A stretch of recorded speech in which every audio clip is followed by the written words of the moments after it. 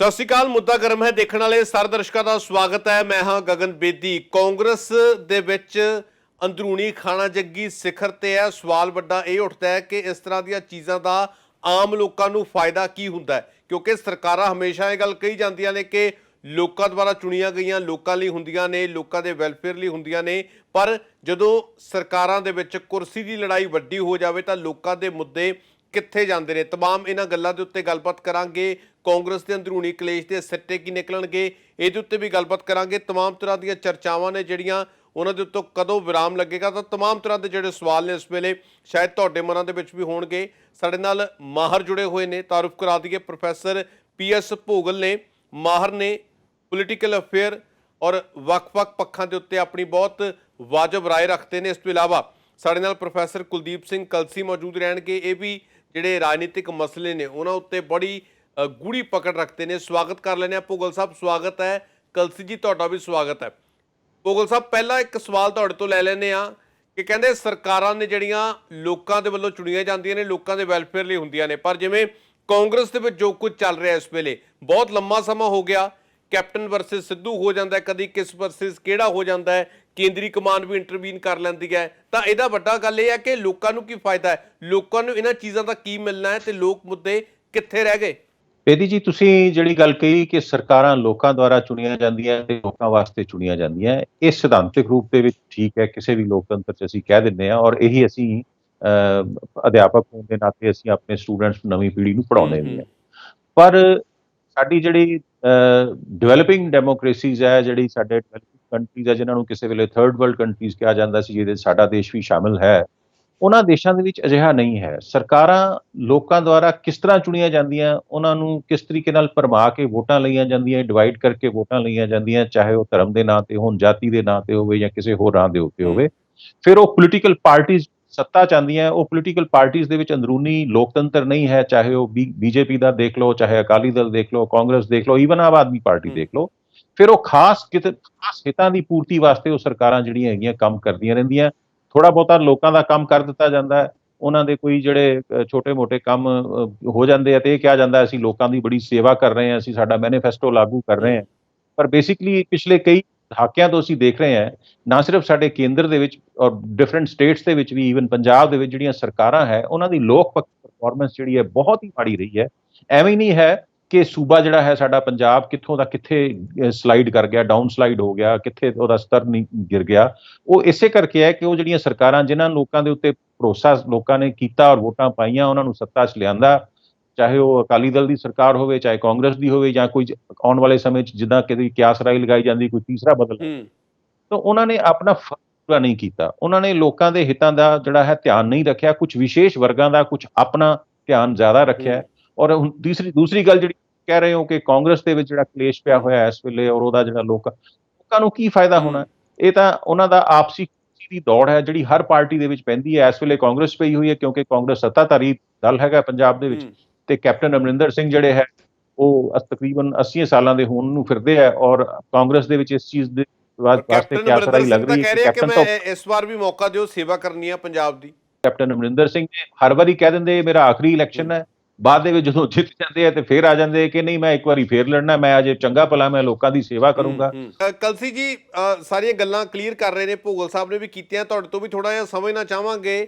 ਬਾਰ-ਬਾਰ ਚੀਜ਼ਾਂ ਕਹੀ ਜਾਂਦੇ ਨੇ ਕਿਉਂਕਿ ਦੇਖੋ ਸਰਕਾਰਾਂ ਮੁੱਦਿਆਂ ਨੂੰ ਲੈ ਕੇ ਹੀ ਜਿਹੜੀਆਂ ਸੱਤਾ ਤੇ ਆਉਂਦੀਆਂ ਨੇ, ਚਾਹੇ ਕਾਂਗਰਸ ਦੀ ਜੇ ਗੱਲ ਕਰੀਏ, ਘਰ-ਘਰ ਨੌਕਰੀ, ਹੋਰ ਬਹੁਤ ਵੱਡੇ ਵਾਅਦੇ, ਕਰਜ਼ਾ ਮਾਫੀ, ਕਿਸਾਨ ਕਰਜ਼ਾ ਮਾਫੀ, ਜਾਂ ਕਈ ਚੀਜ਼ਾਂ, ਚਲੋ ਮੋਬਾਈਲਾਂ ਵਗੈਰਾ ਦੀ ਤਾਂ ਗੱਲ ਛੱਡੋ ਹੀ, ਉਹ ਤਾਂ ਛੱਡ ਹੀ ਦਈਏ ਗੱਲ, ਤਾਂ ਕਈ ਚੀਜ਼ਾਂ ਸੀ, ਕਈ ਵੱਡੇ ਵਾਅਦੇ ਕੀਤੇ ਗਏ ਸੀ। ਔਰ ਨੌਕਰੀਆਂ ਦਾ ਹਾਲ ਜਿਹੜਾ ਹੈ ਉਹ ਤੁਹਾਡੇ ਸਭ ਦੇ ਸਾਹਮਣੇ ਆ। ਅਸੀਂ ਪਹਿਲਾਂ ਵੀ ਇੱਕ ਵਾਰ ਡਿਸਕਸ ਕੀਤਾ ਸੀ, ਤੁਸੀਂ ਹੋਈ ਸੀਗੇ ਉਦੋਂ, ਕਿ ਕਿਸ ਤਰ੍ਹਾਂ ਅਧਿਆਪਕ ਨੇ ਜਿਹੜੇ ਡਾਂਗਾਂ ਖਾ ਰਹੇ ਨੇ, ਸੁਈਸਾਈਡ ਕਰਨ ਦੀ ਕੋਸ਼ਿਸ਼ ਹੋ ਰਹੀ ਹੈ, ਕੋਈ ਟਾਵਰ ਤੇ ਚੜਿਆ ਬੈਠਾ ਹੈ। ਤਾਂ ਫਿਰ ਜਿਹੜੇ ਕਹਿ ਲਈਏ ਵੈਲਫੇਅਰ ਦੇ ਪ੍ਰੋਜੈਕਟ ਹੁੰਦੇ ਨੇ, ਉਹ ਤਾਂ ਬਿਲਕੁਲ ਹੀ ਮੈਨੂੰ ਲੱਗਦਾ ਕਿ ਸੈਕੰਡਰੀ ਚੀਜ਼ਾਂ ਰਹਿ ਗਈਆਂ। ਗਗਨ ਜੀ ਬਿਲਕੁਲ ਠੀਕ ਤੁਸੀਂ ਵਾਜਬ ਫਰਮਾਇਆ। ਭੂਗਲ ਸਾਹਿਬ ਨੇ ਵੀ ਠੀਕ ਦੱਸਿਆ ਕਿ ਤੁਸੀਂ ਕਿਹਾ ਕਿ ਲੋਕਾਂ ਦੀ ਸਰਕਾਰ ਲੋਕਾਂ ਦੀ ਭਲਾਈ ਵਾਸਤੇ ਹੁੰਦੀ ਹੈ, ਪਰ ਜਿਹੜੀ ਡੈਮੋਕ੍ਰੇਸੀ ਇਸ ਵੇਲੇ ਬਣ ਚੁੱਕੀ ਹੈ, ਅਸੀਂ ਆਪਣੇ ਦੇਸ਼ ਦੀ ਗੱਲ ਕਰ ਲਈਏ, ਵੈਸੇ ਜਿਹੜੀ ਪਲੂਰਲਿਸਟ ਡੈਮੋਕ੍ਰੇਸੀ ਇਸ ਵੇਲੇ ਦੀ, ਇਹਨੂੰ ਅਸੀਂ ਲੀਟੈਸਟ ਡੈਮੋਕ੍ਰੇਸੀ ਕਹਿੰਦੇ ਹਾਂ, ਕਿ ਜਿਹੜੇ ਰੂਲਿੰਗ ਐਲੀਟ ਨੇ ਉਹੀ ਨੇ। ਲੋਕਾਂ ਨੂੰ 5 ਸਾਲਾਂ ਬਾਅਦ ਸਿਰਫ ਇੰਨਾ ਮੌਕਾ ਮਿਲਦਾ ਹੈ ਕਿ ਉਹਨਾਂ ਨੇ ਰੂਲਿੰਗ ਐਲੀਟ ਦੇ ਵਿੱਚੋਂ ਆਲਟਰਨੇਟਿਵ ਕਿਹਨੂੰ ਚੂਜ਼ ਕਰਨਾ ਹੈ। ਕਿ ਉਹ ਅਕਾਲੀਆਂ ਵਾਲੇ ਲੀਡ ਆਉਣਗੇ ਕਿ ਕਾਂਗਰਸ ਦੇ ਲੀਡ ਆਉਣਗੇ ਜਾਂ ਆਮ ਆਦਮੀ ਪਾਰਟੀ ਦੇ ਉਹੀ ਨੇਤਾ ਹੋਣਗੇ ਜਿਹੜੇ ਰਾਜ ਕਰਨਗੇ। ਬੇਸਿਕਲੀ ਅਲੀਟ ਜਿਹੜੇ ਹੈਗੇ ਨੇ ਪੋਲੀਟੀਕਲ ਪਾਰਟੀ ਦੇ ਰੂਪ ਵਿੱਚ, ਉਹ ਕੁਝ ਨਾ ਕੁਝ ਪਰੋਸਦੇ ਰਹਿੰਦੇ ਨੇ ਚੋਣ ਮੈਨੀਫੈਸਟੋ ਦੇ ਮਾਧਿਅਮ ਦੇ ਰਾਹੀਂ ਕਿ ਅਸੀਂ ਆਹ ਕਰ ਦਾਂਗੇ, ਤੁਹਾਨੂੰ ਲੱਛੇਦਾਰ ਭਾਸ਼ਣ, ਬਹੁਤ ਸਾਰਾ ਕੁਝ ਤੁਹਾਨੂੰ ਮੈਨੀਫੈਸਟੋ ਜਿਹੜਾ ਜਿਹਨੂੰ ਅਸੀਂ ਪਾਪੂਲਿਸਟ ਪੋਲਿਟਿਕਸ ਕਹਿੰਦੇ ਆ, ਉਹ ਲੋਕਾਂ ਦੇ ਕੋਲੇ ਪਰੋਸਦੇ ਰਹਿੰਦੇ ਨੇ। ਔਰ ਉਹ ਲੋਕ ਕਈ ਵਾਰੀ ਉਹਨਾਂ ਦੇ ਛਲਾਵੇ 'ਚ ਆ ਵੀ ਜਾਂਦੇ ਨੇ, ਛਲਾ ਕੇ ਵੋਟਾਂ ਵੀ ਪਾਉਂਦੇ ਨੇ, ਪਰ ਉਹ ਵਾਅਦੇ ਉਹਨਾਂ ਦੇ ਵਫਾ ਨਹੀਂ ਹੁੰਦੇ। ਔਰ ਅਲਟੀਮੇਟਲੀ ਲੋਕ 5 ਸਾਲਾਂ ਬਾਅਦ ਫੇਰ ਉਹਨਾਂ ਨੂੰ ਜਿਹੜੀ ਕੋਈ ਬਣਦੀ ਹੋਈ ਸਜ਼ਾ ਦੇ ਦਿੰਦੇ ਨੇ ਤੇ ਨਵੇਂ ਕੋਈ ਹੋਰ ਲੀਡ ਚੁਣ ਲੈਂਦੇ ਨੇ, ਜਿਨ੍ਹਾਂ ਨੂੰ ਪਹਿਲਾਂ ਨਕਾਰਿਆ ਹੁੰਦਾ ਉਹੀ ਚੁਣਦੇ ਨੇ। ਜਿਵੇਂ ਸਾਡੇ ਪੰਜਾਬ ਦੇ ਵਿੱਚ ਚੱਲ ਰਿਹਾ ਕਿ 66 ਤੋਂ ਬਾਅਦ ਪਰ ਗੱਲ ਕਲਸੀ ਸਾਹਿਬ ਇਹ ਵੀ ਹੈ, ਲੋਕਾਂ ਕੋਲ ਚੁਆਇਸ ਵੀ ਹੈ ਨਹੀਂ, ਵਿਕਲਪ ਨਹੀਂ ਹੈਗੇ ਲੋਕਾਂ ਕੋਲ, ਉਹੀ ਚੀਜ਼ਾਂ ਚੱਲ ਰਹੀਆਂ ਨੇ। ਵਿਕਲਪ ਮੈਂ ਸਮਝਦਾ ਕਿ ਵਿਕਲਪ ਸਾਡੇ ਕੋਲੇ ਪੰਜਾਬ ਦੇ ਵਿੱਚ ਬਣਿਆ ਸੀ। ਪਿਛਲੀ ਵਾਰੀ ਵੀ ਬਹੁਤ ਅੱਛਾ ਵਿਕਲਪ ਸੀਗਾ। ਆਮ ਆਦਮੀ ਪਾਰਟੀ ਨੇ ਜਿਸ ਤਰ੍ਹਾਂ ਦਾ ਉਛਾਲ ਪੰਜਾਬ ਦੇ ਵਿੱਚ ਦੇਖਣ ਨੂੰ ਮਿਲ ਰਿਹਾ ਸੀਗਾ, ਔਰ ਉਹ ਉਛਾਲ ਉਹਨੂੰ ਇਨਕੈਸ਼ ਨਹੀਂ ਕਰ ਪਾਏ।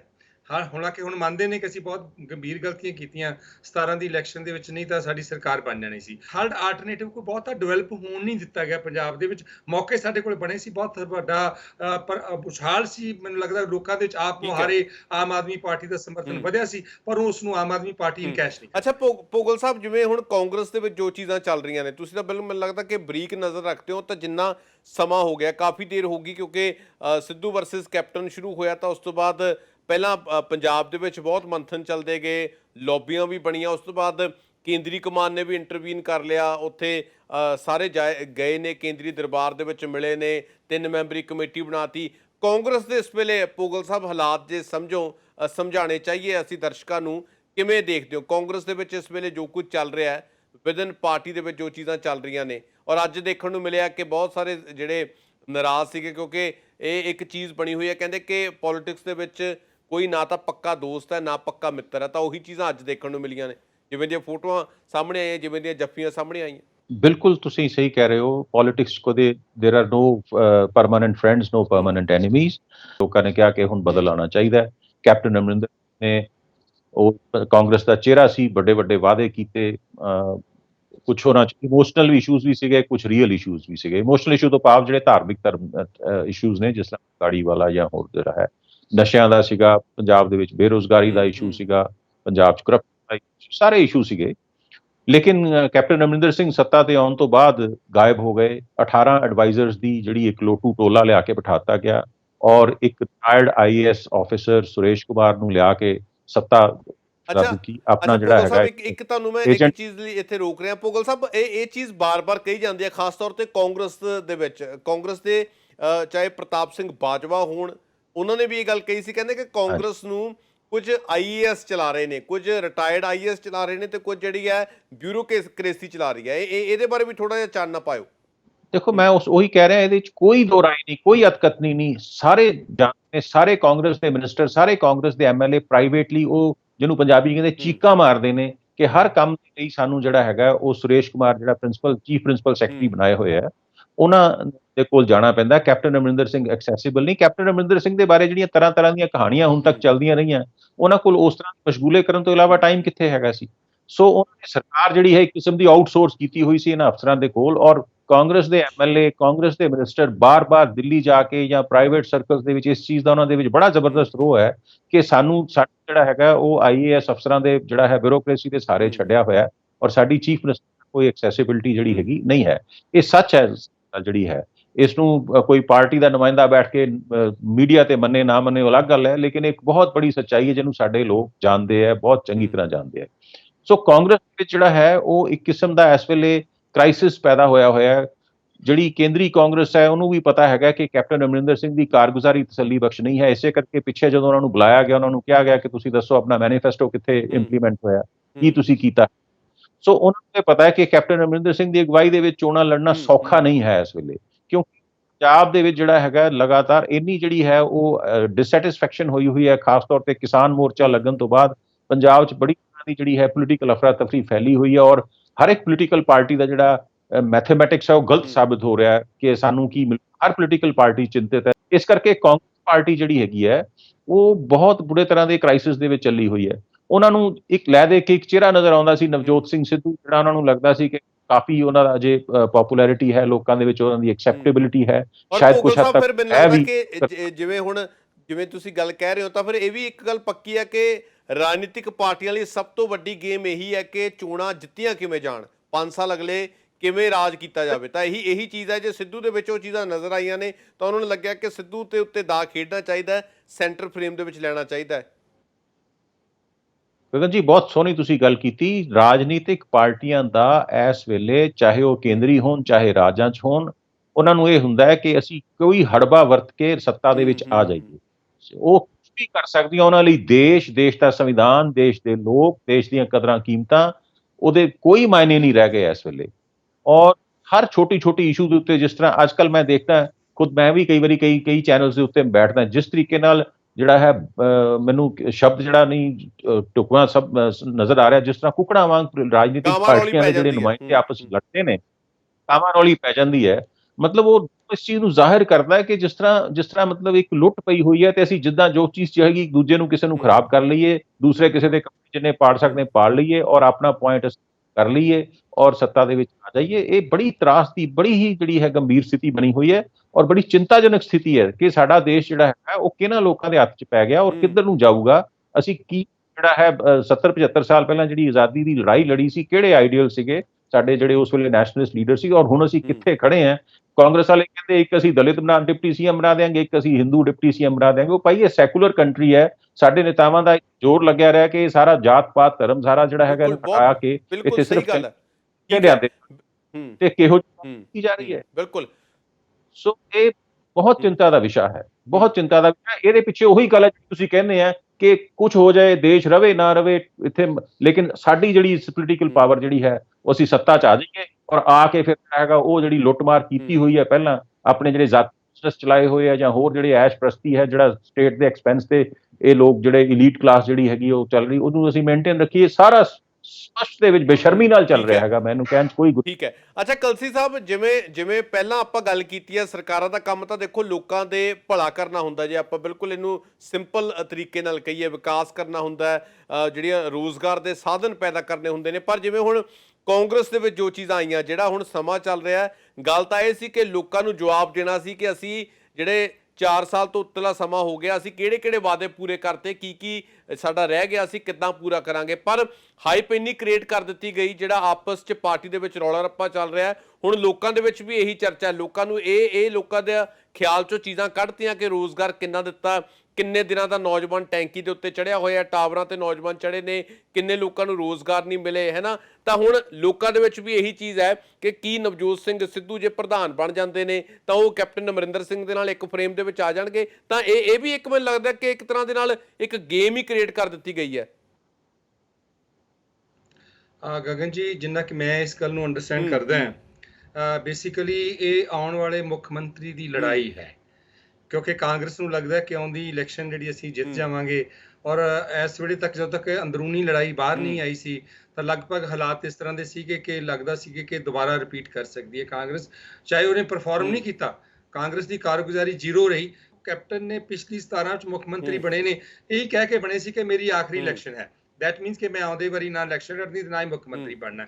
ਉਹਦੇ ਵਿੱਚੋਂ ਬਹੁਤ ਸਾਰੀਆਂ ਆਸ ਦੀ ਕਿਰਨ ਜਿਹੜੇ ਉਹਦੇ ਥੱਲੇ ਬੈਠੇ ਹੁੰਦੇ ਉਹਨਾਂ ਦੇ ਵਿੱਚ ਵੀ ਸੀਗੀ ਕਿ ਅਸੀਂ ਬਣਾਂਗੇ, ਸਾਡੀ ਵਾਰੀ ਆਏਗੀ। ਇਹ ਗੱਲ ਮੈਨੂੰ ਥੋੜਾ ਜਿਹਾ ਯਾਦ ਹੈ ਕਿ ਉਦੋਂ ਇਹ ਬਿਲਕੁਲ ਸਹੀ ਗੱਲ ਹੈ ਤੁਹਾਡੀ। ਮੈਨੂੰ ਲੱਗਦਾ ਕਿ ਤਾਈ ਜਿਹੜੀ ਜਦੋਂ ਦੁਬਾਰਾ ਉਹਨਾਂ ਦੇ ਵੱਲੋਂ ਇਹ ਗੱਲ ਕਹੀ ਗਈ ਹੈ ਕਿ ਸੀਐਮ ਫੇਸ ਮੈਂ ਆਪ ਖੁਦ ਜਦੋਂ ਲੜੂੰਗਾ, ਤਾਂ ਮੈਨੂੰ ਲੱਗਦਾ ਕਿ ਉਸ ਤੋਂ ਬਾਅਦ ਹੀ ਇਹ ਚੀਜ਼ਾਂ ਜਿਹੜੀਆਂ ਸ਼ੁਰੂ ਹੋਈਆਂ ਨੇ, ਉਮੀਦ ਜਦੋਂ ਟੁੱਟੀ ਹੈ ਉਦੋਂ ਬਾਅਦ ਸ਼ੁਰੂ ਹੋਈਆਂ ਨੇ। ਕਿਉਂਕਿ ਮੈਨੂੰ ਲੱਗਦਾ ਨਹੀਂ ਕਿ ਨਵਜੋਤ ਸਿੰਘ ਸਿੱਧੂ ਨੂੰ ਪਹਿਲਾਂ ਵੀ ਪ੍ਰੋਮਿਸ ਕੀਤਾ ਗਿਆ ਡਿਪਟੀ ਸੀਐਮ ਲਾਵਾਂਗੇ, ਨਹੀਂ ਲਾਇਆ ਗਿਆ। ਫਿਰ ਉਹਦੇ ਕੋਲੋਂ ਵਿਭਾਗ ਖੋਏ ਗਏ ਔਰ ਇਹ ਦੌੜ ਜਿਹੜੀ ਲਗਾਤਾਰ ਸਾਰੇ 5 ਸਾਲ ਚੱਲਦੀ ਰਹੀ ਇਹਨਾਂ ਦੀ, ਹੈ ਨਾ। ਔਰ ਉਸ ਦੌੜ ਦੇ ਵਿੱਚੋਂ ਹੁਣ ਤੁਸੀਂ ਮੈਨੀਫੈਸਟੋ ਨੂੰ ਕਹਿ ਕੇ ਮੈਨੀਫੈਸਟੋ ਵਿੱਚ ਨਾਨ ਪਰਫਾਰਮੈਂਸ ਰਹੀ, ਸਾਰੇ ਮੁੱਦੇ ਉੱਥੇ ਦੇ ਉੱਥੇ ਖੜੇ ਆ। ਤੁਸੀਂ ਮਹੀਨਾ ਪਹਿਲਾਂ ਜਦੋਂ ਨਵਜੋਤ ਸਿੰਘ ਸਿੱਧੂ ਪੰਜਾਬ ਦੇ ਮਾਡਲ ਨੂੰ ਲੈ ਕੇ ਕੈਪਟਨ ਨੂੰ ਕ੍ਰਿਟਿਸਾਈਜ਼ ਕਰ ਰਿਹਾ ਸੀਗਾ, 18 ਨੁਕਾਤੀ ਪ੍ਰੋਗਰਾਮ ਦੇ ਰਿਹਾ ਸੀਗਾ ਕਿ ਆਹ ਪੰਜਾਬ ਦਾ ਮਾਡਲ ਹੈ, ਉਹ ਪ੍ਰਧਾਨਗੀ ਦਾ ਕੇ ਖਤਮ ਹੋ ਜਾਣਾ। ਜੇ ਪ੍ਰਧਾਨਗੀ ਮਿਲ ਗਈ, ਉਹ 18 ਦੇ 18 ਪੁਆਇੰਟ ਜਿਹੜੇ ਨੇ ਉਹ ਸਿਰਫ ਰੇਜ਼ ਕਰਨ ਵਾਸਤੇ ਸੀਗੇ ਕਿ ਮੈਂ ਆਪਾਂ ਕਿੱਦਾਂ ਰੇਜ਼ ਕਰਕੇ ਮੈਂ ਆਪਣੀ ਜਿਹੜੀ ਹਾਈ ਕਮਾਂਡ ਆ ਉਸ ਤੋਂ ਆਪਣੀ ਪ੍ਰਧਾਨਗੀ ਲੈ ਲਵਾਂ ਜਾਂ ਆਪਣੀ ਪੋਜੀਸ਼ਨ ਲੈ ਲਵਾਂ। ਤਾਂ ਬੇਸਿਕਲੀ ਮੈਨੂੰ ਜੋ ਲੱਗਦਾ ਹੈਗਾ ਕਿ ਇਸ ਸਥਿਤੀ ਦੇ ਵਿੱਚ ਕਾਂਗਰਸ ਬੜੀ ਕਸੂਤੀ ਫਸ ਗਈ ਹੈ। ਕਸੂਤੀ ਇਸ ਕਰਕੇ ਫਸ ਗਈ ਹੈਗੀ ਹੈ ਕਿ ਇਸ ਵੇਲੇ ਜੇ ਇਲੈਕਸ਼ਨ ਜਿੱਤਣੀ ਹੈ ਕਾਂਗਰਸ ਨੇ ਅਗਲੀ, ਤਾਂ ਕੈਪਟਨ ਦੇ ਬਿਨਾਂ ਨਹੀਂ ਜਿੱਤੀ ਜਾ ਸਕਦੀ। ਉਹਦਾ ਇੱਕ ਮੈਂ ਪਿੱਛੇ ਇੱਕ ਸਾਡੀ ਆਰਗੇਨਾਈਜੇਸ਼ਨ ਹੈਗੀ, NGO ਹੈ ਲੋਕ ਨੀਤੀ ਤਹਿਤ, ਉਸਨੇ ਵਿਸ਼ਲੇਸ਼ਣ ਕੀਤਾ ਹੋਇਆ ਪੰਜਾਬ ਦੀਆਂ ਵੱਖ-ਵੱਖ ਪੋਲੀਟੀਕਲ ਪਰਸਨੈਲਿਟੀ ਦਾ ਪਪੂਲੈਰਿਟੀ ਇੰਡੈਕਸ ਕੀ ਹੈਗਾ ਬੇਸਿਕਲੀ। ਤਾਂ ਉਹ 'ਚ ਜਿਹੜਾ ਪਪੂਲੈਰਿਟੀ ਇੰਡੈਕਸ ਹੈ, ਉਹ 'ਚ ਦੋ ਹੀ ਬੰਦੇ, ਜਾਂ ਪ੍ਰਕਾਸ਼ ਸਿੰਘ ਬਾਦਲ ਦਾ ਇੰਡੈਕਸ ਸਭ ਤੋਂ ਉੱਪਰ ਹੈ ਤੇ ਜਾਂ ਕੈਪਟਨ ਅਮਰਿੰਦਰ ਸਿੰਘ ਦਾ ਇੰਡੈਕਸ ਬਹੁਤ ਉੱਪਰ। ਸੁਖਬੀਰ ਬਾਦਲ ਵੀ ਕਿਤੇ ਬਹੁਤ ਥੱਲੇ ਆਉਂਦੇ ਨੇ, ਨਵਜੋਤ ਸਿੰਘ ਸਿੱਧੂ ਤਾਂ ਉਸ ਤੋਂ ਵੀ ਥੱਲੇ ਆਉਂਦੇ ਨੇ, ਠੀਕ ਹੈ। ਤੇ ਇਸ ਕਰਕੇ ਇਲੈਕਸ਼ਨ ਜਿੱਤਣ ਦੇ ਲਈ ਇੱਕ ਵੱਡਾ ਫੇਸ ਦੀ ਲੋੜ ਹੈ ਤੇ ਕੈਪਟਨ ਨੂੰ ਉਸ ਤਰ੍ਹਾਂ ਉਹਨਾਂ ਨੂੰ ਪਾਸੇ ਕਰਨਾ ਔਖਾ ਹੋ ਰਿਹਾ। ਅਦਰਵਾਈਜ਼ ਪਾਸੇ ਤਾਂ ਪਰ ਕਲਸੀ ਸਾਹਿਬ, ਮੈਨੂੰ ਲੱਗਦਾ ਕਿ ਜਿਹੜੀ ਕੇਂਦਰੀ ਕਮਾਨ ਹੈ ਕਾਂਗਰਸ ਦੀ, ਉਹ ਇਹ ਚੀਜ਼ ਵੀ ਸਮਝਦੀ ਹੈ ਕਿ ਜੇ ਕੈਪਟਨ ਇੰਪੋਰਟੈਂਟ ਨੇ ਤਾਂ ਨਵਜੋਤ ਸਿੰਘ ਸਿੱਧੂ ਨੂੰ ਵੀ ਆਪਾਂ ਅੱਖੋਂ ਓਲੇ ਨਹੀਂ ਕਰ ਸਕਦੇ, ਉਹਨਾਂ ਦੀ ਵੀ ਇੰਪੋਰਟੈਂਸ ਹੈ। ਤਾਂ ਹੀ ਮੈਨੂੰ ਲੱਗਦਾ ਕਿ ਪੂਰੀ ਤਰ੍ਹਾਂ ਦੇ ਨਾਲ ਦੋਨਾਂ ਨੂੰ ਇਕੱਠਿਆਂ ਲੈ ਕੇ ਤੁਰਨਾ ਚਾਹੁੰਦੇ ਨੇ 2022 ਦੇ ਲਈ। ਬੇਸਿਕਲੀ ਜੋ ਕੈਪਟਨ ਮੈਨੂੰ ਲੱਗਦਾ ਸੀਗਾ ਕਿ ਜਦੋਂ 17 ਵਿੱਚ ਕਾਂਗਰਸ ਦੀ ਸਰਕਾਰ ਬਣੀ ਸੀ ਤਾਂ ਨਾਰਥਰਨ ਇੰਡੀਆ ਦੇ ਵਿੱਚ, ਔਰ ਜਿਸ ਤਰ੍ਹਾਂ ਇੰਡੀਆ ਦੇ ਵਿੱਚੋਂ ਕਾਂਗਰਸ ਖਤਮ ਹੋ ਰਹੀ ਹੈ ਰਾਜਾਂ ਦੇ ਵਿੱਚੋਂ, ਠੀਕ ਹੈ, ਇਸ ਵੇਲੇ 19 BJP ਰਾਜ ਕਰ ਰਹੀ ਹੈਗੀ ਹੈ, ਔਰ ਲੱਗਦਾ ਸੀ ਕਿ ਇੱਕੋ ਇੱਕ ਸਟੇਟ ਨਾਰਥਰਨ ਇੰਡੀਆ ਜਿੱਥੇ ਕਾਂਗਰਸ ਪਰਫਾਰਮ ਕਰਕੇ ਆਪਣੇ ਆਪ ਨੂੰ ਰੀਸਟੈਬਲਿਸ਼ ਕਰਨ ਦੀ ਕੋਸ਼ਿਸ਼ ਕਰੇਗੀ। ਪਰ ਇਸ ਸਰਕਾਰ ਦੀ ਕਾਰਗੁਜ਼ਾਰੀ ਇੰਨੀ ਕੁ ਮਾੜੀ ਰਹੀ ਹੈ, ਮਤਲਬ ਇੰਨੀ ਕੁ ਮਾੜੀ ਇਸ ਕਰਕੇ ਮੈਂ ਕਹਿੰਦਾ ਕਿਉਂਕਿ ਜਿਹਦੇ ਤੋਂ ਉਹਦੇ MLA, ਉਹਦੇ ਮੰਤਰੀ ਹੀ ਖੁਸ਼ ਨਾ ਹੋਣ, ਠੀਕ ਹੈ, ਜਿਸ ਮੁੱਖ ਮੰਤਰੀ ਦੀ ਵਰਕਿੰਗ ਤੋਂ ਉਸ ਦੀ ਪਾਰਟੀ ਹੀ ਖਫਾ ਹੋਵੇ, ਉਸ ਦੇ MLA ਹੀ ਖਫੇ ਹੋਣ। ਉਹ ਸੈਂਸੀਬਲ ਨਾਲ, ਜੋ ਭੋਗਲ ਸਾਹਿਬ ਨੇ ਬਿਲਕੁਲ ਜਾਇਜ਼ ਗੱਲਾਂ ਕਹੀਆਂ ਕਿ ਉਹ ਕਿਤੇ ਬੈਠੇ ਨੇ ਆਪਦਾ ਗੈਸਟ ਹਾਊਸ ਦੇ ਵਿੱਚ, ਸਾਰਾ ਕਰੋਨਾ ਪੀਰੀਅਡ ਉਹਨਾਂ ਨੇ ਉੱਥੇ ਯਾਸ਼ੀ 'ਚ ਕੱਢਿਆ। ਇਸ ਤਰ੍ਹਾਂ ਜਿਹੜਾ ਹੈਗਾ ਉਹ ਵਿਚਰ ਰਹੇ ਹੋਣ ਇੱਕ ਲੋਕਤੰਤਰੀ ਸ਼ਾਸਨ ਪ੍ਰਣਾਲੀ ਦੇ ਵਿੱਚ, ਤਾਂ ਉੱਥੇ ਇੱਕ ਇਸ ਤਰ੍ਹਾਂ ਦੀ ਰਿਜ਼ੈਂਟਮੈਂਟ ਆਉਣੀ ਸੁਭਾਵਿਕ ਹੈ।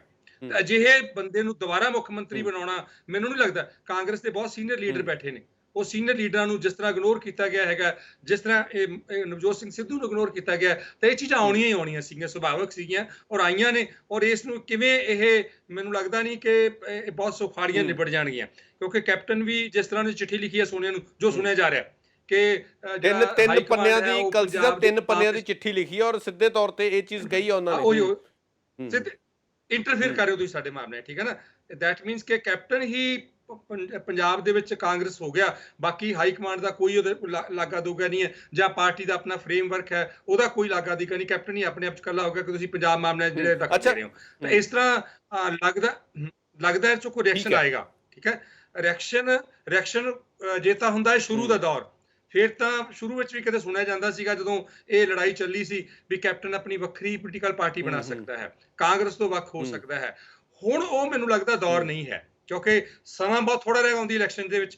ਜੇ ਇਸ ਵੇਲੇ ਡਿਫੈਕਟ ਵੀ ਕਰਦਾ ਹੈ, ਸਰਕਾਰ ਨਹੀਂ ਰਹੇਗੀ, ਕਿਉਂਕਿ ਇਸ ਵੇਲੇ ਕੋਈ ਹੋਰ ਉਹਨੂੰ ਅਲਾਈਨ ਕਰਨ ਵਾਲਾ ਮੈਨੂੰ ਨਹੀਂ ਲੱਗਦਾ ਮਿਲ ਜਾਏਗਾ। ਨਾ ਆਮ ਆਦਮੀ ਪਾਰਟੀ ਚੀਜ਼ਾਂ ਸਮਝਿਆ ਜਾਵੇ ਕਿ ਚੀਜ਼ਾਂ ਲੇਟ ਹੋ ਗਈਆਂ, ਠੀਕ ਹੈ। ਅੱਛਾ ਭੋਗਲ ਸਾਹਿਬ, ਇੱਕ ਚੀਜ਼ ਇਹ ਵੀ ਤੁਹਾਡੇ ਤੋਂ ਸਮਝਣੀ ਚਾਹਾਂਗੇ, ਜਿਵੇਂ ਤੁਸੀਂ ਪਹਿਲਾਂ ਕਿਹਾ ਹੈਗਾ ਕਿ ਕੋਈ ਕਹਿ ਰਿਹਾ ਕਿ ਮੈਂ ਡਿਪਟੀ CM ਕੋਈ ਹਿੰਦੂ ਚਿਹਰਾ ਲਗਾਵਾਂਗਾ, ਦਲਿਤ ਚਿਹਰਾ ਲਗਾਵਾਂਗਾ। ਮਨੀਸ਼ ਤਿਵਾੜੀ ਹੋਰਾਂ ਦੇ ਵੱਲੋਂ ਵੀ ਟਵੀਟ ਕੀਤਾ ਗਿਆ ਕਿ 58 ਪੂਰਾ ਉਹਨਾਂ ਨੇ ਡਾਟਾ ਕੱਢਿਆ, 58% ਜਿਹੜੇ ਹੈਗੇ ਨੇ ਸਿੱਖ ਨੇ, ਇੰਨੇ ਫੀਸਦੀ ਹਿੰਦੂ ਨੇ, ਇੰਨੇ ਫੀਸਦੀ ਜਿਹੜੇ ਦਲਿਤ ਨੇ। ਉਸ ਤੋਂ ਬਾਅਦ ਪਵਨ ਦੀਵਾਨ ਹੋਰਾਂ ਦੇ ਵੱਲੋਂ ਵੀ ਟਵੀਟ ਕੀਤੇ ਗਏ, ਔਰ ਹੋਰ ਵੀ ਕਈ ਜਿਹੜੀਆਂ ਲੋਕਲ ਲੈਵਲ ਦੇ ਉੱਤੇ ਵੀ ਹਰ ਕੋਈ ਆਵਾਜ਼ ਚੱਕ ਰਿਹਾ ਕਿ ਜੀ ਹਿੰਦੂ ਮੁੱਖ ਮੰਤਰੀ ਚਿਹਰਾ ਕਿਉਂ ਨਹੀਂ ਹੋ ਸਕਦਾ। ਇਹ ਚੀਜ਼ਾਂ ਜਿਵੇਂ ਤੁਸੀਂ ਪਹਿਲਾਂ ਕਿਹਾ, ਇਹ ਚੀਜ਼ਾਂ ਤਾਂ ਖਤਮ ਕੀਤੀਆਂ ਗਈਆਂ ਸੀ, ਤਾਂ ਆ ਦੇਖੋ ਤੁਸੀਂ ਹੁਣ ਇਹ ਚੀਜ਼ਾਂ ਦੁਬਾਰਾ ਭਾਰੂ ਹੋ ਰਹੀਆਂ ਨੇ। ਬਿਲਕੁਲ, ਇਹ ਮੈਂ ਜਿਸ ਤਰ੍ਹਾਂ ਕਿਹਾ ਬਹੁਤ ਹੀ ਇੱਕ ਚਿੰਤਾ ਦਾ ਵਿਸ਼ਾ ਹੈ ਕਿ ਸਾਡੇ ਰਾਜਨੀਤਿਕ ਲੋਕ ਨੇ ਆਪਣੀ ਸੱਤਾ ਦੇ ਵਿੱਚ ਬਣੇ ਰਹਿਣ ਲਈ ਦੇਸ਼ ਨੂੰ ਕਿਸੇ ਤਰੀਕੇ ਨਾਲ ਵੀ ਕੱਟ ਵੱਢ ਰਹੇ ਨੇ। They are basic manipulating the country. ਉਹ ਇਹ ਚੀਜ਼ ਬਹੁਤ ਜਿਹੜਾ ਹੈ ਇੱਕ ਬਹੁਤ ਹੀ ਦਰਦਨਾਕ ਔਰ ਬੜਾ ਹੀ ਜਿਹੜਾ ਹੈ ਘਿਨੌਣਾ ਸੱਚ ਇਸ ਵੇਲੇ ਸਾਬਤ ਹੋ ਰਿਹਾ ਹੈ। ਔਰ ਸਾਨੂੰ ਜਿਹੜਾ ਹੈਗਾ ਅਨਫੋਰਚੂਨੇਟਲੀ ਸਾਡੇ ਲੋਕ ਇਹਨਾਂ ਭਾਵਨਾਵਾਂ 'ਚ ਬਹਿ ਜਾਂਦੇ ਨੇ। ਸਾਡੀ ਜਿਹੜੀ ਸਿਵਲ ਸੁਸਾਇਟੀ ਹੈ, ਨਾਗਰਿਕਤਾ ਦਾ ਜਿਹੜੀ ਭਾਵਨਾ ਹੈ, ਉਹ ਇੰਨੀ ਕਮਜ਼ੋਰ ਹੈ ਕਿ ਦੇਖੋ ਜਿਹੜੀਆਂ ਵੈਸਟਰਨ ਡੈਮੋਕ੍ਰੇਸੀਜ਼ ਨੇ, ਚਾਹੇ ਅਸੀਂ ਬ੍ਰਿਟਨ ਦੀ ਗੱਲ ਕਰਦੇ ਹਾਂ, ਉੱਥੇ ਲੋਕ ਆਪਣੀਆਂ ਸਰਕਾਰਾਂ ਨੂੰ ਬੜੀ ਸਖਤੀ ਨਾਲ, ਬੜੇ ਤਰੀਕੇ ਨਾਲ ਕੰਟਰੋਲ 'ਚ ਰੱਖਦੇ ਨੇ। ਇੱਕਦਮ ਰਿਐਕਸ਼ਨ ਉਹਨਾਂ ਨੂੰ, ਉੱਥੇ ਜਿਹੜੇ ਲੋਕ ਸੱਤਾ 'ਚ ਬੈਠੇ ਨੇ ਉਹਨਾਂ ਨੂੰ ਪਤਾ ਹੈ ਕਿ ਜੇ ਅਸੀਂ ਇਲੈਕਸ਼ਨ ਤਾਂ ਹਜੇ ਕਈ ਸਾਲ ਪਹਿਲਾਂ ਕੋਈ ਵੀ ਅਸੀਂ ਹਰਕਤ ਕੀਤੀ, ਸਿਵਲ ਸੁਸਾਇਟੀ ਦਾ ਰਿਐਕਸ਼ਨ ਮੀਡੀਆ ਦੇ ਥਰੂ ਆਏਗਾ, ਸਭ ਕੁਝ ਆਏਗਾ। ਲੋਕ ਸਿਆਣੇ ਨੇ ਔਰ ਉਹ ਰਿਐਕਟ ਕਰਦੇ ਨੇ। ਸਾਡੇ ਦੇਸ਼ ਦੇ ਵਿੱਚ ਸਭ ਕੁਝ ਹੋ ਜਾਂਦਾ, ਇੱਥੇ ਸਾਰਾ ਕੁਝ ਹੋਈ ਜਾਂਦਾ, ਲੇਕਿਨ ਲੋਕ ਜਿਹੜੇ ਹੈ ਸਾਡੇ ਉੱਠਦੇ ਨਹੀਂ, ਰਿਐਕਟ ਨਹੀਂ ਕਰਦੇ। ਔਰ ਇਲੈਕਸ਼ਨਾਂ ਦੇ ਵਿੱਚ ਇਹੋ ਜਿਹੇ ਜਿਹੜੇ ਭੰਬਲ ਭੂਸੇ ਵਾਲੇ ਮੁੱਦੇ ਹੈ ਕਿ ਜੀ ਉਹ ਦਲਿਤ ਵਾਲਾ ਜਾਂ ਹਿੰਦੂ ਵਾਲਾ ਜਾਂ ਕੋਈ ਬੈਕਵਰਡ ਵਾਲਾ ਜਾਂ ਕੁਝ ਹੈ, ਟ੍ਰੈਪ ਦੇ ਵਿੱਚ ਲੋਕ ਆ ਜਾਂਦੇ ਨੇ ਬਹੁਤ ਸੌਖੇ ਤਰੀਕੇ ਆ ਜਾਂਦੇ ਨੇ। ਮਤਲਬ ਦੇਖੋ ਮੈਂ ਇੱਕ ਐਗਜ਼ਾਮਪਲ ਦੇ ਰਿਹਾ, ਲੁਧਿਆਣਾ ਵੈਸਟ ਜਿਹੜੀ ਹੈ ਇੱਕ ਕਨਸਟੀਚੁਐਂਸੀ ਹੈ, ਲੁਧਿਆਣਾ ਪੱਛਮੀ ਜਿਹੜਾ ਹੈ ਪੜ੍ਹਿਆ ਲਿਖਿਆ ਇਲਾਕਾ ਗਿਣਿਆ ਜਾਂਦਾ ਹੈ। ਤੁਹਾਡਾ ਸਟੂਡੀਓ ਵੀ ਉਸ ਏਰੀਏ 'ਚ ਹੈ, ਮੈਂ ਵੀ ਉੱਥੇ ਰਹਿੰਦਾ, ਕਲਸੀ ਸਾਹਿਬ ਵੀ ਉਸ ਏਰੀਏ 'ਚ ਰਹਿੰਦੇ ਹੈ। ਪਿਛਲੇ ਕਾਫੀ ਸਮੇਂ ਤੋਂ ਲੁਧਿਆਣਾ ਏਰੀਆ ਦੇ ਵਿੱਚ ਮੈਂ ਦੇਖ ਰਿਹਾ ਕਿ ਸਮਾਰਟ ਸਿਟੀ ਦੇ ਜਿਹੜਾ ਮੈਕਸਿਮਮ ਬਜਟ ਹੈ ਉੱਥੇ ਲਗਾਇਆ ਜਾ ਰਿਹਾ। ਟਾਈਲਾਂ ਹੀ ਟਾਈਲਾਂ, ਹਰ ਪਾਸੇ ਟਾਈਲਾਂ ਲਗਾਈਆਂ ਜਾ ਰਹੀਆਂ। ਔਰ ਮੈਂ ਸੁਣਦਾ ਕਿ ਲੋਕਾਂ ਦਾ, ਜਦੋਂ ਮੈਨੂੰ ਹਾਸਾ ਆਉਂਦਾ ਹੈ ਕਿ ਦੇਖੋ ਜੀ, ਉਹ ਜਿਹੜਾ ਇੱਥੋਂ ਦਾ ਐਮਐਲਏ ਹੈ ਭਾਰਤ ਭੂਸ਼ਣ ਆਸ਼ੂ, ਉਹ ਸਿਵਲ ਸਪਲਾਈਜ਼ ਦਾ ਮਿਨਿਸਟਰ ਵੀ ਹੈ, ਕਿ ਜੀ ਉਹ ਦੇਖੋ ਆਸ਼ੂ ਜੀ ਬੜੀ ਜਿਹੜੀ ਹੈਗੀ ਉਹ ਡਿਵੈਲਪਮੈਂਟ ਕਰਾ ਰਹੇ ਹੈ ਔਰ ਥਾਂ ਥਾਂ ਤੇ ਉਹਨਾਂ ਦੇ ਧੰਨਵਾਦ ਦੇ ਬੋਰਡ ਲੱਗੇ ਹੋਏ। ਮੈਂ ਉਹਨਾਂ ਨੂੰ ਪੁੱਛਦਾ, ਭਾਈ ਇਹ ਡਿਵੈਲਪਮੈਂਟ ਹੈ ਟਾਈਲਾਂ ਲਵਾਉਣੀਆਂ?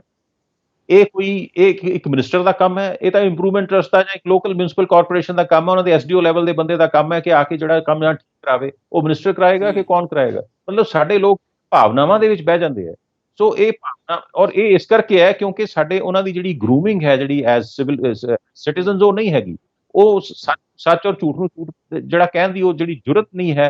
ਕੁਝ ਉਹਨਾਂ ਨੂੰ ਜਿਹੜਾ ਹੈ ਸਾਡੇ ਪੋਲੀਟੀਕਲ ਲੋਕਾਂ ਨੇ ਇੰਨਾ ਜਿਹੜਾ ਇਨਕੈਪੈਸਿਟੇਟ ਕਰਤਾ, ਸਾਡਾ ਜਿਹੜਾ ਸਟਰਕਚਰ ਹੈ, ਸਾਡਾ ਸਿਸਟਮ ਹੈ, ਉਸ ਨੂੰ ਤੋੜ ਦਿੱਤਾ। ਪੁਲਿਸ ਦਾ ਇਸ ਵੇਲੇ ਬੁਰਾ ਹਾਲ ਹੈ। ਤੁਸੀਂ ਚਲੇ ਜਾਓ ਕੰਪਲੇਂਟ ਲਿਖਾਉਣ, ਪੁਲਿਸ ਜਿਹੜੀ ਹੈ, ਤੁਸੀਂ ਜਿੰਨੇ ਮਰਜ਼ੀ ਸੱਚੇ ਹੋਵੋ, ਪੁਲਿਸ ਐਕਟ ਨਹੀਂ ਕਰਦੀ। ਉਹ ਉਡੀਕਦੀ ਹੈ ਕਿ ਜੀ ਉਹ ਫਲਾਣੇ ਮਿਨਿਸਟਰ ਤੋਂ ਟੈਲੀਫੋਨ ਕਰਾ ਦਿਓ। ਸੋ ਬੰਦਾ ਜਿਹੜਾ ਆਮ ਨਾਗਰਿਕ ਹੈ ਉਹਦੇ ਬਿਲਕੁਲ ਇਸ ਤਰੀਕੇ ਨਾਲ ਉਹਦਾ ਆਪਾਂ ਜੇ ਸੰਖੇਪ ਦੇ ਵਿੱਚ ਨਟਸ਼ਲ ਕੱਢੀਏ ਤਾਂ ਲੋਕ ਮੁੱਦੇ ਨੇ ਜਿਹੜੇ ਉਹ ਬਹੁਤ ਜਿਹੜੇ ਪਿੱਛੇ ਛੱਡ ਦਿੱਤੇ ਗਏ। ਜਿਹੜੀ ਕੁਰਸੀ ਦੀ ਲੜਾਈ ਹੁੰਦੀ ਹੈ, ਸੱਤਾ ਦੇ ਵਿੱਚ ਆਉਣ ਦੀ ਲੜਾਈ ਹੁੰਦੀ ਹੈ, ਉਹ ਜ਼ਿਆਦਾ ਮੈਨੂੰ ਲੱਗਦਾ ਕਿ ਭਾਰੂ ਹੋ ਜਾਂਦੀ ਹੈ। ਤਾਂ ਸਮਾਂ ਸਾਡੇ ਕੋਲ ਬਹੁਤ ਸੀਮਿਤ ਸੀ। ਧੰਨਵਾਦ ਭੋਗਲ ਸਾਹਿਬ, ਧੰਨਵਾਦ ਕਲਸੀ ਜੀ ਤੁਹਾਡਾ ਵੀ ਸਾਡੇ ਨਾਲ ਜੁੜੇ। ਤੁਸੀਂ ਆਪਣੇ ਜਿਹੜੇ ਵੈਲਿਊਏਬਲ ਕਮੈਂਟਸ ਨੇ, ਵੈਲਿਊਏਬਲ ਟਾਈਮ ਸਾਨੂੰ ਦਿੱਤਾ। ਤਾਂ ਬਿਲਕੁਲ ਜਿਹੜੀ ਸੱਤਾ ਦੀ ਲੜਾਈ ਹੈ ਉਹੀ ਰਾਜਨੀਤਿਕ ਪਾਰਟੀਆਂ ਦੇ ਲਈ ਹਮੇਸ਼ਾ ਮੁੱਖ ਰਹਿੰਦੀ ਹੈ ਕਿ ਸੱਤਾ ਦੇ ਵਿੱਚ ਕਿਵੇਂ ਕਾਬਜ਼ ਹੋਣਾ ਤੇ ਜਿਹੜੇ 5 ਸਾਲ ਸੱਤਾ ਕਿਵੇਂ ਭੋਗਣੀ ਹੈ। ਕਾਂਗਰਸ ਦੇ ਵਿੱਚ ਆਪਸੀ ਜਿਹੜਾ ਵਿਵਾਦ ਇਸ ਵੇਲੇ ਭਖਿਆ ਹੋਇਆ, ਸਵਾਲ ਵੱਡਾ ਇਹ ਹੈ ਕਿ ਆਖਰ ਇਸ ਵਿਵਾਦ ਦਾ ਆਮ ਲੋਕਾਂ ਨੂੰ ਕੀ ਫਾਇਦਾ ਹੈ, ਲੋਕ ਮੁੱਦੇ ਕਿੱਥੇ ਚਲੇ ਜਾਂਦੇ ਨੇ। ਤਾਂ ਆਸ ਉਮੀਦ ਕਰਦਾ ਕਿ ਤੁਹਾਨੂੰ ਸਾਡੀ ਇਹ ਪੇਸ਼ਕਸ਼